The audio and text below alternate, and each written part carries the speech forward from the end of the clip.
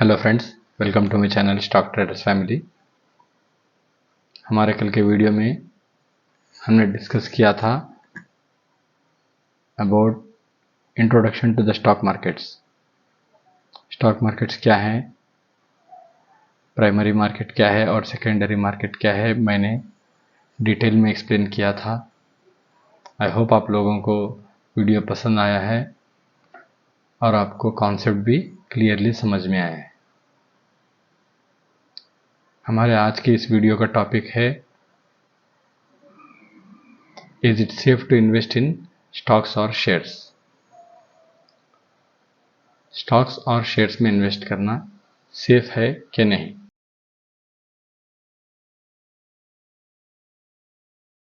Okay friends, जब हम safety की बात करते हैं मतलब हम रिस्क के बारे में बात कर रहे हैं। सब्जेक्ट कोई भी हो, हम डायरेक्ट रिस्क के बारे में बात नहीं कर सकते, इसका कोई मीनिंग नहीं होता। जब रिस्क के बारे में हम बात करते हैं तो रिवॉर्ड को ज़रूर देखते हैं। रिवॉर्ड के कंपैरिजन में रिस्क कितना है ऐसे मेजर किया जाता है। अगर हम इस प्रिंसिपल को ऑब्जर्व करें तो हम हमारे बच्चों के एजुकेशन के लिए जो इन्वेस्टमेंट करते हैं, जो भी इन्वेस्टमेंट है, टाइम का इन्वेस्टमेंट, पैसों का इन्वेस्टमेंट, एफर्ट का इन्वेस्टमेंट, क्या इस इन्वेस्टमेंट में रिस्क नहीं है? क्या हमारे पास कोई गारंटी है? किसी ने हमको गारंटी लिख के दिया है, कुछ बॉन्ड पे लिख के दिया है क्या कि आपके बच्चे यही बनेंगे, आपके बच्चे इतने ही मार्क्स लाएंगे, आपके बच्चे पूरी पढ़ाई के बाद ये जॉब ज़रूर लाएंगे, इनको ये जॉब ज़रूर मिलेगी? ऐसा कुछ गारंटी किसी ने, स्कूल एडमिनिस्ट्रेशन ने या कॉलेज एडमिनिस्ट्रेशन ने कुछ हमको लिख के देती है क्या? नहीं लिख के देती ना। तो फिर क्या ये इन्वेस्टमेंट रिस्की इन्वेस्टमेंट नहीं है? बच्चों की लाइफ की गारंटी कोई लिख के दे रही है या ये बच्चों के स्टडीज़ में परफॉर्मेंस की गारंटी कोई लिख के दे रहे हैं? किसी चीज़ की गारंटी दे रहे हैं क्या? नहीं दे रहे हैं।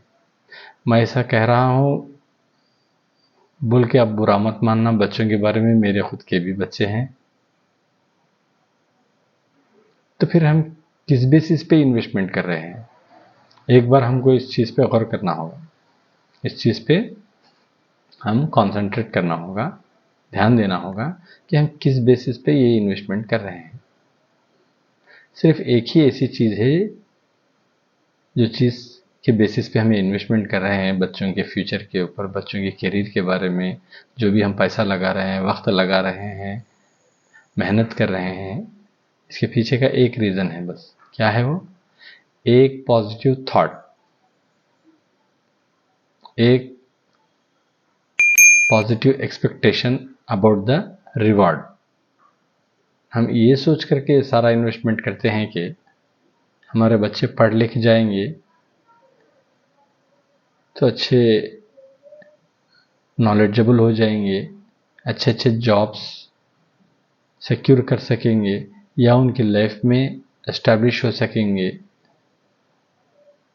अगर वो बिजनेस करो या जॉब करो तो भी अच्छे ढंग से कर पाएंगे। ये एजुकेशन का एडवांटेज ये है। ऐसा सोच के जॉब मिलो या ना मिलो, बिजनेस करो या ना करो, इनके पास एक नॉलेज का बहुत बड़ा बेस होगा। हमारे बच्चों के पास नॉलेज होगी तो कोई भी काम करेंगे तो ठीक करेंगे, ऐसा सोच के हम जो है बच्चों के फ्यूचर के लिए हम सारी मेहनत करते हैं। राइट? तो अभी आपको क्लियर हो गया होगा कि इसमें भी रिस्क है। चलो, हमें हमारे सर्वाइवल के लिए जॉब, सर्विस या बिजनेस कुछ ना कुछ तो करना पड़ेगा। सोर्स ऑफ इनकम तो ज़रूरी है। तो जब हम जॉब के लिए कोशिश करना चाहते हैं तो क्या इसमें हमारा इन्वेस्टमेंट नहीं लगेगा? और क्या ये इन्वेस्टमेंट में रिस्क नहीं है? अगर जॉब के लिए हम कोशिश करना है तो ऑब्वियसली वैकेंसीज कम होते हैं और एप्लीकेंट्स ज़्यादा होते हैं। ज़्यादा भी ज़्यादा, इतने ज़्यादा कि एटलीस्ट 1:100 का रेशियो होता है गवर्नमेंट जॉब्स के लिए। और ये जॉब को सिक्योर करने के लिए इसका जो कॉम्पिटिटिव एग्ज़ाम होता है उसको क्रैक करना पड़ेगा। वो कॉम्पिटिटिव एग्ज़ाम क्रैक करने के लिए हम लोग जाके कोचिंग लेते हैं, कोचिंग के लिए फीस पे करते हैं। कुछ तो कॉम्पिटिटिव एग्ज़ाम जैसे कि सर्विस कमीशन के एग्ज़ाम्स हुए, इसके कोचिंग फीसेस ही 5-5 लाख रुपये है। पता है आपको? ये जो भी यूपीएससी के, इस सर्विस कमीशन के जो भी कॉम्पिटिटिव एग्ज़ाम्स है, कॉम्पिटिटिव एग्ज़ाम्स की कोचिंग की फ़ीस है 5 लाख रुपीज़, 6 लाख रुपीज़, 5-6 लाख रुपए फीस है इसकी। तो 5-6 लाख रुपए आप इन्वेस्ट करके, कोचिंग लेके, दिन रात की पढ़ाई करके, मेहनत करके आप एग्ज़ाम को जाते हैं।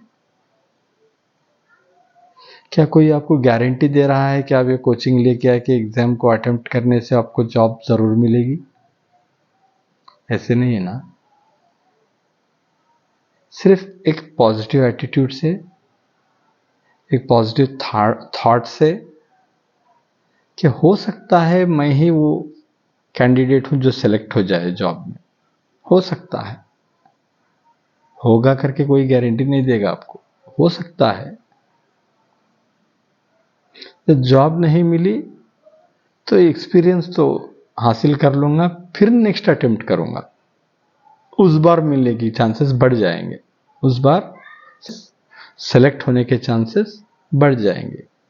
ये होप से आप प्रिपेयर हो रहे हैं।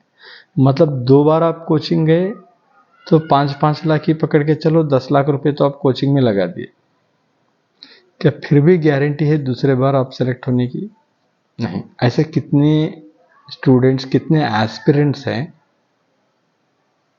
जो प्रिपेयर हो रहे हैं।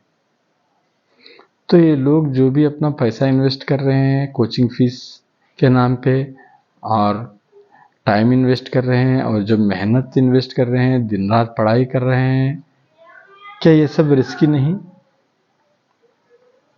क्या आप ये सारी चीज़ें दांव पे नहीं लगा रहे हो? इनडायरेक्टली आप दांव पे ही लगा रहे हो। आपको दूसरी बार, तीसरी बार भी नहीं मिलने से क्या करोगे आप सेलेक्ट नहीं होने से आप क्या करोगे? जॉब में सेलेक्ट नहीं होने से आप क्या करोगे? कुछ ना कुछ तो करना पड़ेगा। अभी आपके पास जो 15 लाख रुपए थे, समझो फॉर एग्जांपल, वो तो हो चुके 3 अटेम्प्ट्स में। अब आप क्या करेंगे? अब आप छोटी जॉब को तो जाना पड़ेगा या कुछ बिजनेस तो करना पड़ेगा, राइट? तो रिस्क तो आपने लिया, राइट? आपने रिस्क तो लिया। क्या देख के लिया? आप पोटेंशियल रिवॉर्ड देख के ये रिस्क लिया, लेकिन आप प्रिपेयर थे। अगर नहीं हुआ तो भी मैं ये करूंगा, अगर मैं सेलेक्ट नहीं हुआ तो भी मैं ये करूंगा बोल के आप प्रिपेयर थे। इसी को बोलते हैं रिस्क टॉलरेंस, इसी को बोलते हैं रिस्क टॉलरेंस। अगर हुआ, सिलेक्ट हुआ तो ठीक है, लाइफ लॉन्ग एंजॉय करूंगा। अगर नहीं हुआ तो मेरा सेकंड ऑप्शन ये है, मैं ये करूंगा। सेकंड ऑप्शन, बैकअप प्लान बहुत ज़रूरी है।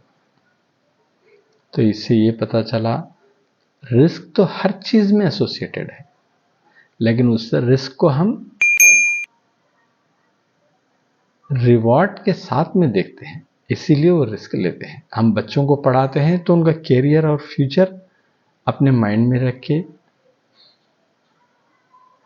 उनका बेटर फ्यूचर होगा ये सोच के ये रिस्क लेते हैं, जो उनको पढ़ाने का, खर्च करने का, स्टूडेंट्स मेहनत करने का रिस्क क्यों करते हैं? फ्यूचर को प्लान करके, मतलब रिवॉर्ड को देख के रिस्क लेते हैं। अगर ऐसा देखा जाए तो रिस्क हर चीज़ के साथ में है। प्राइवेट जॉब्स में रिस्क नहीं है? प्राइवेट जॉब्स में भी रिस्क है। सैलरी सेफ है, फाइनेंशियली स्टेबल होंगे ऐसा सोचते हैं, लेकिन जब डाउनफॉल आएगा, फाइनेंशियल क्राइसिस होगा, कौन सी कंपनी कितने जॉब्स ले ऑफ कर देगी किसी को पता भी नहीं, थाउजेंड्स ऑफ जॉब्स को ले ऑफ करेगी, जैसे कि 2009 में हुआ फाइनेंशियल क्राइसिस के दौरान। ग्लोबल फाइनेंशियल क्राइसिस होता है, इकोनॉमी डूबती है, तब जॉब्स जाते हैं। बस वही एक वजह नहीं जॉब्स जाने की, अभी रिसेंट ले लो आप, पिछले 3-4 ईयर से सारे काम ऑटोमेट होते जा रहे हैं, रोबोटिक्स एडवांस होते जा रहे हैं, मशीन लर्निंग आ गया है, आर्टिफिशियल इंटेलिजेंस आ गया है। ह्यूमन जो काम कर रहा था वो बहुत सारे काम तो अब एआई ही कर रहा है, राइट, आपको भी पता है। तो कितने सारों की जॉब खतरे में है अभी, या अपने आप को अपस्किल करो या फिर जॉब छोड़ो, दो ही ऑप्शन बचे हैं। तो रिस्क यहाँ पे भी है, जैसा जैसा ऑटोमेशन एडवांस होता जाएगा, जैसा जैसा ऑटोमेशन इंटीग्रेट होता जाएगा कंपनीज में, वैसे वैसे जॉब्स निकाल दिए जाएंगे। 100 में से 10 बचेंगे बस। वो 10 जिसको एआई पता है, जिसको मशीन लर्निंग पता है, जिसको ऑटोमेशन प्रोसेसेस पता है, उसको यूज करना आता है, जो सीखे हैं, बस वो 10 बचेंगे, बाकी 90 घर जाना पड़ेगा। तो रिस्क तो आपको प्राइवेट जॉब में भी है, जॉब खोने का रिस्क, डिग्रेड होने का रिस्क, या सैलरीज कट कर दिए जाएंगे। फॉर एग्जांपल आपकी सैलरी 50,000 पर मंथ है तो आपकी सैलरी 30,000 कर दी जाएगी। अगर आपको जॉब में रहना है तो करना है, वरना फिर घर जाना है, दो ही ऑप्शन बचेंगे। तो रिस्क वहां पे भी है।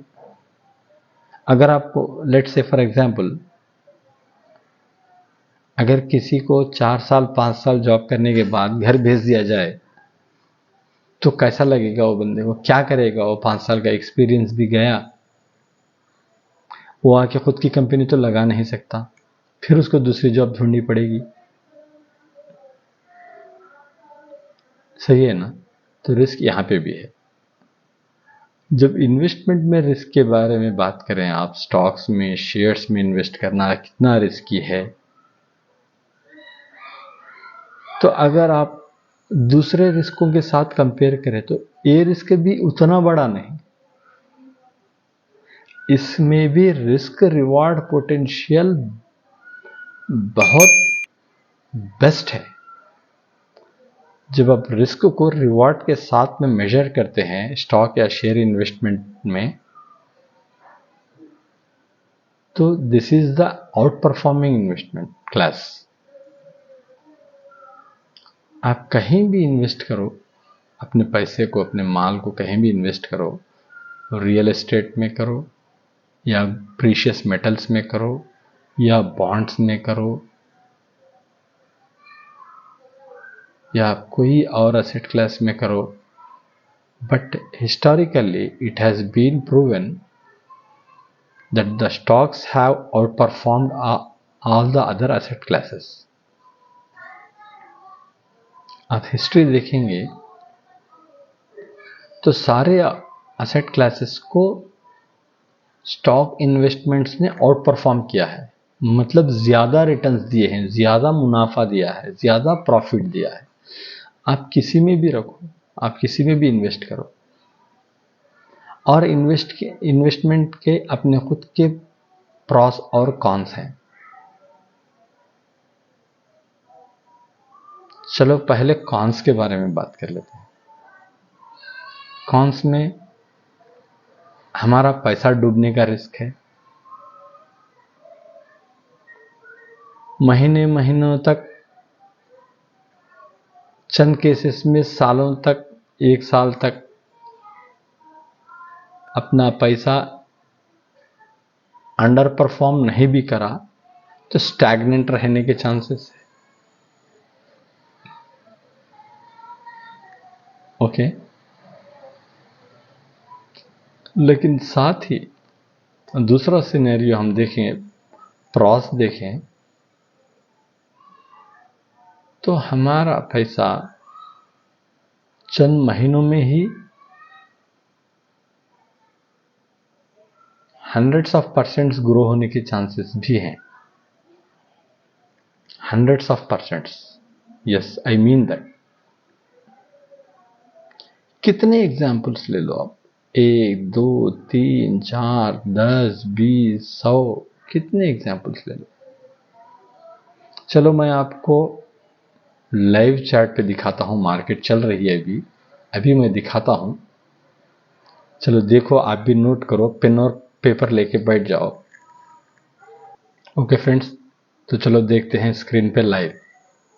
मैं डायरेक्ट आपको चार्ट्स दिखाता हूँ, वहाँ पे जाके देखते हैं रिस्क और रिवॉर्ड, कितना रिस्क है और कितना रिवॉर्ड है, क्या पोटेंशियल है। तब जाके हमको ये समझ में आएगा कि शेयर्स में या स्टॉक्स में इन्वेस्ट करना सेफ है या नहीं।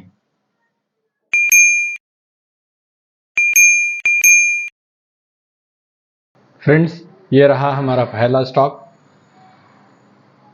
चलो पहले हम इसको एनालाइज करते हैं। यह है आरती इंडस्ट्रीज का स्टॉक। आरती इंडस्ट्रीज का प्राइस चार्ट देख रहे हैं हम, candlestick price chart.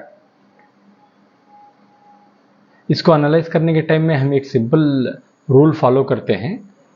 Okay, range के अबव जाके क्लोज होने से प्राइस हम बाई करेंगे, लॉन्ग साइड रहेंगे।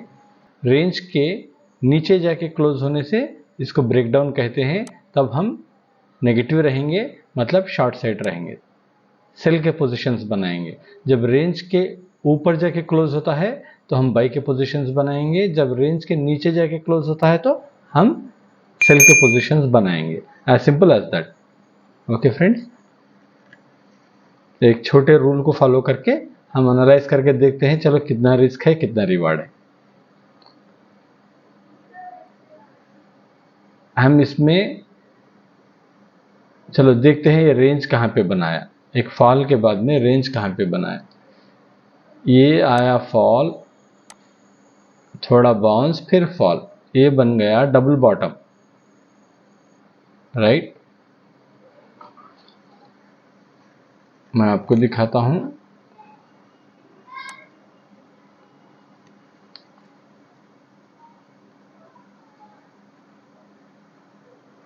ये है B1, ये है B2, सो बन गया डबल बॉटम। जब प्राइस इसके ऊपर जाके क्लोज होगा, इसको हम कहते हैं नेकलाइन। इसके ऊपर क्लोज होगा तो हम यहीं कहीं पे बाई करेंगे। Okay friends,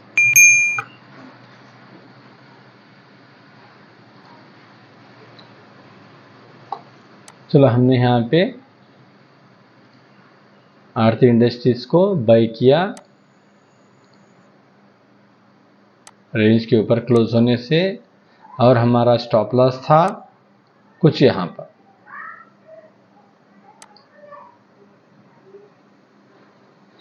okay friends,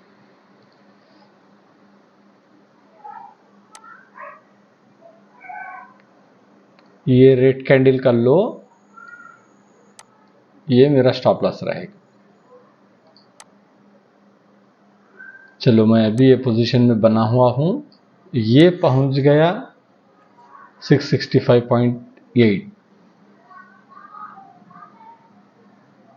655.8, right. तो इसमें मुझे रिवॉर्ड टू रिस्क रेशियो मिला 11.73 का,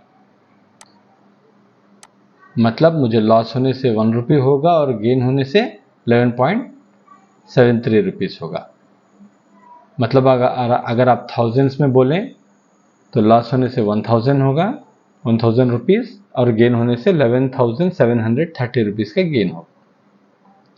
तो ये है रिस्क अपना, ये है रिवॉर्ड पोटेंशियल। तो अब आप बोलो, स्टॉक्स या शेयर्स में इन्वेस्ट करना कितना रिस्की है?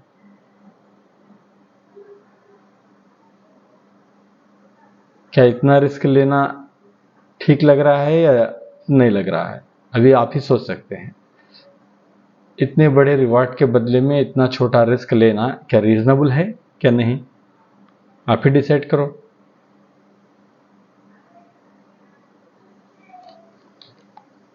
ओके फ्रेंड्स, तो चलो हम देखते हैं एक दूसरा स्टॉक। बैंकिंग सेक्टर से हम इंडसइंड बैंक को देखते हैं। चलो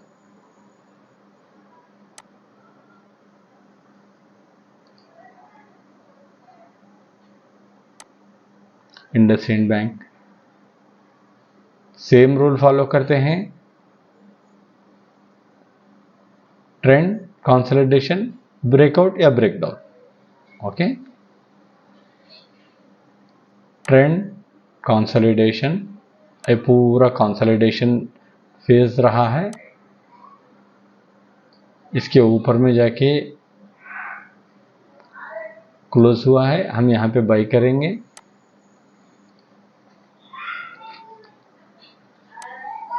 ये इंडसइंड बैंक है, इंडसइंड बैंक। हम लोग डेली चार्ट्स देख रहे हैं। ओके फ्रेंड्स, हम इसमें ब्रेकआउट के बाद में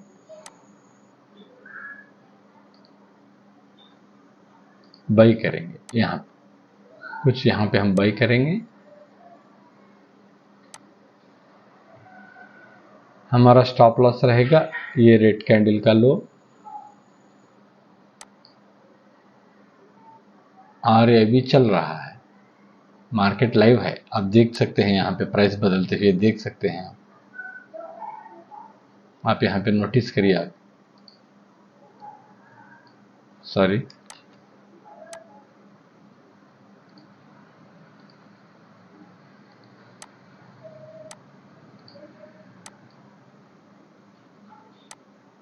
मार्केट ओपन,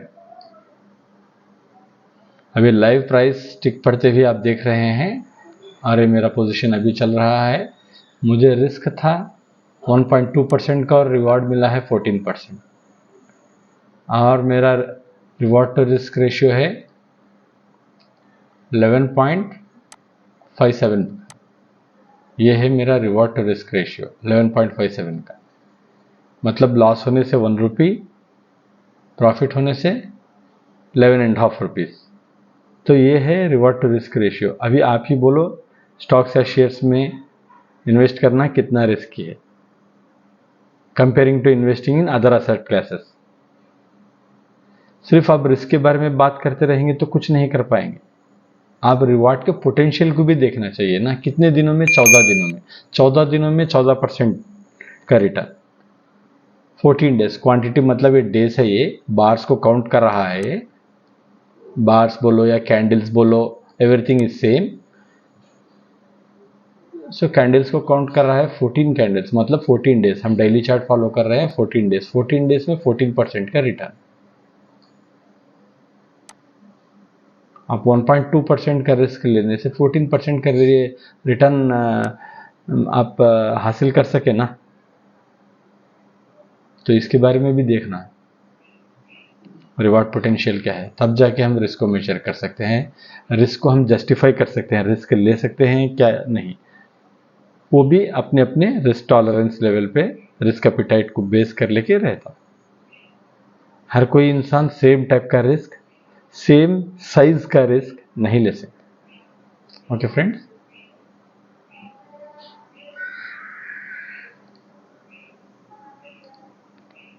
चलो हम फिर देखते हैं नेक्स्ट स्टॉक। तीसरा स्टॉक हम देखते हैं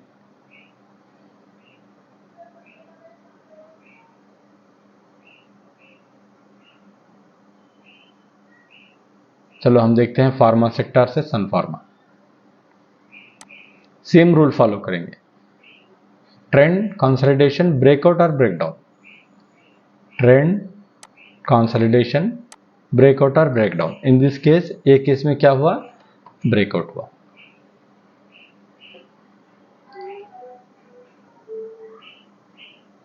मैं सिर्फ आपको बाइंग के ही बता रहा हूं, क्योंकि शुरू क्लासेस है, अभी आप सीख रहे हैं, इसीलिए मैं सेलिंग के बारे में अभी बोल नहीं रहा हूं, सिर्फ बाइंग के बता रहा हूं। ओके, ये रहा रेंज, ये रहा रेंज के ऊपर क्लोज, ये ग्रीन कैंडल, ये वाली बड़ी ग्रीन कैंडल जो है ना, ये वाली बड़ी ग्रीन कैंडल ने दे दिया रेंज के ऊपर क्लोज, तो हम हो गए बुलिश, पॉजिटिव। अब हम यहाँ पे क्या करेंगे, ये क्लोज के बाद में हम करेंगे, हम लेंगे लॉन्ग पोजीशन, मतलब हम बाई करेंगे, इसमें सन फार्मास्यूटिकल्स में। और देखते हैं रिस्क कितना था और रिवार्ड कितना मिला। हम ये क्लोज के बाद में यहाँ पे एंट्री लेंगे, बाई करेंगे, और अभी भी पोजीशन चल रहा है। अपना रिस्क था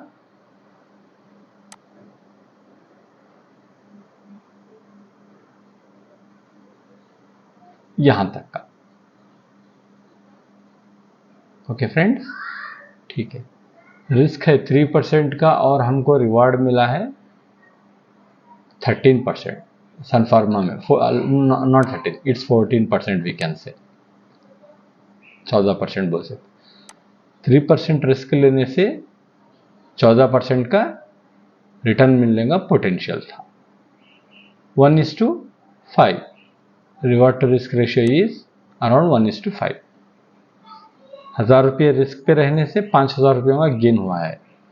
इतना रिवॉर्ड टू रिस्क रेशियो कौन से इन्वेस्टमेंट में हमारे को देखने को मिलता है मेरे फ्रेंड्स? कहीं भी नहीं मिलता ना। 5:1, 14:1, 7:1, वो भी कितने टाइम में? 10 दिन, 12 दिन, 14 दिन में। ये सारी चीज़ों को नोट करना चाहिए मेरे फ्रेंड्स, तब जाके हम समझ सकते हैं रिस्क कितना है और रिवॉर्ड कितना है, क्या है रिस्क टू रिवॉर्ड रेशियो ठीक है, तब जाके हम डिसीजन ले सकते हैं। यह हमको डिसीजन लेने में हेल्प करेगा। रिवॉर्ड टू रिस्क रेशियो हमको इन्वेस्टमेंट डिसीजंस लेने में बहुत बड़ी हेल्प करेगा।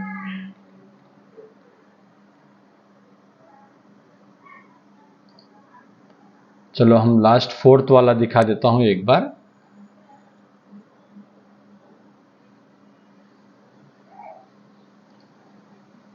फोर्थ स्टॉक अपना है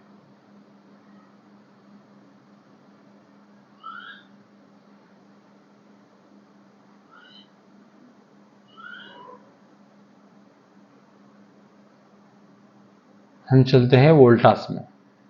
चलो वोल्टास को एनालाइज करते हैं। ये देखो, ये देखो ब्रेकआउट, वही रूल फॉलो करेंगे। ट्रेंड, कंसोलिडेशन, ब्रेकआउट और ब्रेकडाउन। ब्रेकआउट अपसाइड ब्रेकआउट होने से हम बाई करेंगे, ब्रेक डाउन नीचे ब्रेकडाउन होने से, रेंज के नीचे ब्रेकडाउन होकर क्लोज होने से हम सेल करेंगे। ये आया करेक्शन, ये आया कंसोलिडेशन, रेंज के बाद में ये ग्रीन कैंडल ऊपर जाके क्लोज हो गई, हम बन गए पॉजिटिव और करेंगे बाई। किसमें? वोल्टास में। चलो देखते हैं इसमें रिस्क रिवार्ड कितना था। हमने किया यहाँ पे बाई और हमारा स्टॉप लॉस था यही ग्रीन कैंडल का लो। ओके फ्रेंड्स, ये भी चल रहा है, मार्केट लाइव है, आप देख सकते हैं। प्राइस ऑलरेडी स्टॉक आके जो है 4.4% अप है आज, highest point of the day के पास है। अभी देख लो, रिस्क था 4% का और रिवार्ड मिला है 22%, 7 दिन में। रिस्क था अराउंड 4% का रिस्क था, रिवार्ड मिला है 22%। Just in 7 days reward to risk ratio है अराउंड 6%, 6 का, not percent, 6। It is not percentage. Reward to risk is ratio, not percentage. Reward to risk ratio is around 6. How about the return percentage? It's around 22%. In how many days? In 7 days. For how much risk? Risk was around 3.8%. अभी आप बोलो मेरे friends, risk कितना है और reward कितना है? Reward potential भी है ना। सिर्फ रिस्क के बारे में क्यों बात करते हो? सिर्फ रिस्क से क्यों डरते हो? रिस्क तो हर चीज़ में रिस्क है मेरे फ्रेंड्स। किसमें रिस्क नहीं है आप बताओ? मैंने तो इतना बड़ा आपको करीब लेक्चर ही दे दिया। हर चीज़ रिस्क से ही एसोसिएटेड है, तो हमको सिर्फ रिस्क के बारे में नहीं बात करना चाहिए, हम रिवॉर्ड के पोटेंशियल को भी देखना चाहिए। अभी आपको मैंने लाइव चार्ट पे, मार्केट लाइव है, स्टॉक मार्केट, मैंने आपको स्टॉक्स के लाइव चार्ट्स पे 4 एग्जाम्पल्स देके दिखाए, 1 नहीं, 2 नहीं, 3 नहीं, 4 एग्जाम्पल्स में आपने रिस्क को भी देखा और रिवॉर्ड को भी देखा। इतना रिवॉर्ड पोटेंशियल जब होता है तो इतना छोटा सा रिस्क लेने में क्या हर्ज है, मैं कहता हूं। लेकिन अपनी अपनी चॉइस है। कोई समझो कुछ भी रिस्क ही नहीं लेना चाहते, वो तो कुछ भी करना मुश्किल है उनके लिए फिर, क्योंकि एक बहुत फेमस कहावत है, if you don't risk anything you may risk even more. हर चीज में तो रिस्क है। हमने तो पिछले 20-22 मिनट में सब कुछ रिस्क के बारे में ही, कि हमारी लाइफ के हर एस्पेक्ट के साथ रिस्क कैसे जुड़ा हुआ है हमने देखा है और उसको समझने की कोशिश की है।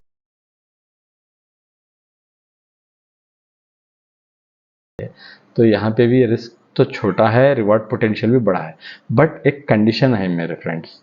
क्या है कंडीशन? ये ऐसे ही हम आंख बंद करके लेके जाके कोई स्टॉक या शेयर में इन्वेस्ट नहीं कर सकते। ऐसा करने से तो सब कुछ जीरो हो जाएगा, सब मतलब खत्म।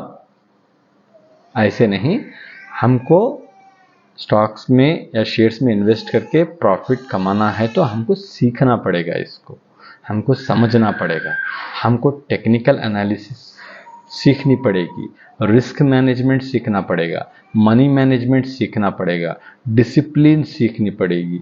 Discipline is very critical in this area.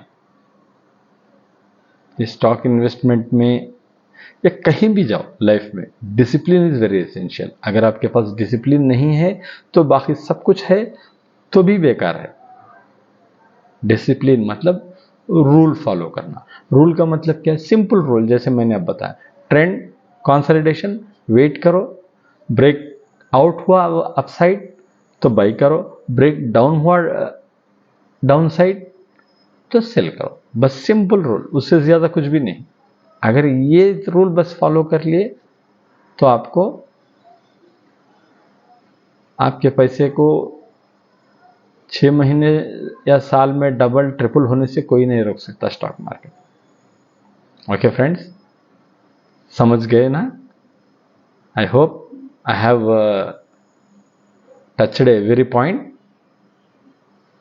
So I hope you all people have understand it very clearly, that how much risk is there and also how much potential is there in the stocks or shares investment.